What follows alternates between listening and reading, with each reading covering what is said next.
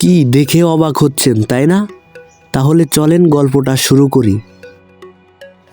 আমরা যাচ্ছি ফরিদপুর একটা সম্মেলনে, আর আমাদেরকে নাকি হেলিকপ্টারে করে নেওয়া হবে। তারপরে আমরা হাঁটতে হাঁটতে এক পর্যায়ে হেলিকপ্টারের কাছে পৌঁছে যাই, কিন্তু তখন দেখি হেলিকপ্টার না, একটা বাস ছিল। সমস্যা নাই, এটি একটি উন্নত মানের বাস ছিল, এসি টেসি সব লাগানো ছিল। আর ভিতরের কথা বলবো কি আপনাদেরকে, বললে বিশ্বাস করবেন না, ভিতরে কোনো সিট ছিল না। বাসের ভিতরে কোনো সিট ছিল না, শুধু রুম ছিল, রুম। আপনি বসতে চাইলে বসে যাবেন, শুইতে চাইলে শুয়ে যাবেন, সেটা আপনার ইচ্ছা। চলেন আপনাদেরকে ভিতরটা দেখাই।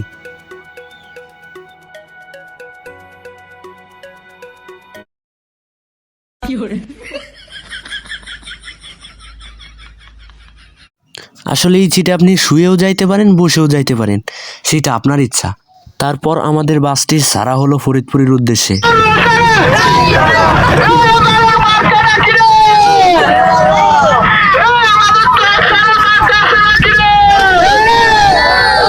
টানা 2 ঘন্টা মিছিল দিতে দিতে আমরা এক পর্যায়ে একটা বাজারে আসলাম।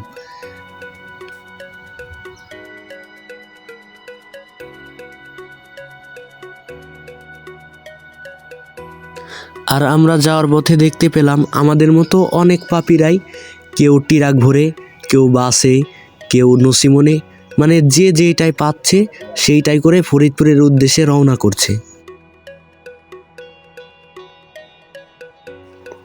আর আমরা এইভাবে আগাইতে আগাইতে এক জায়গায় কিছু মেয়ে দেখতে পেলাম।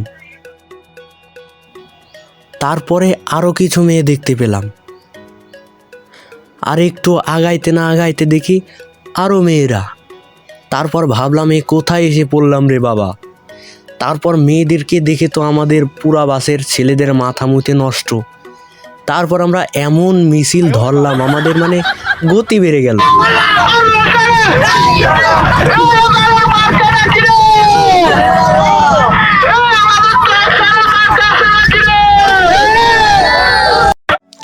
আর বেশি চিল্লানোর কারণে আমাদেরকে লাথি দিয়ে বাস থেকে বের করে দেওয়া হলো। কিন্তু হাঁটতে হাঁটতে আমরা এক সময় ফরিদপুর সম্মেলনে পৌঁছে গেলাম।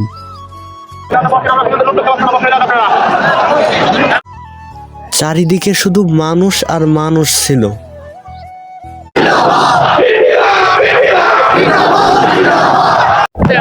ভোট দিবা কিসে?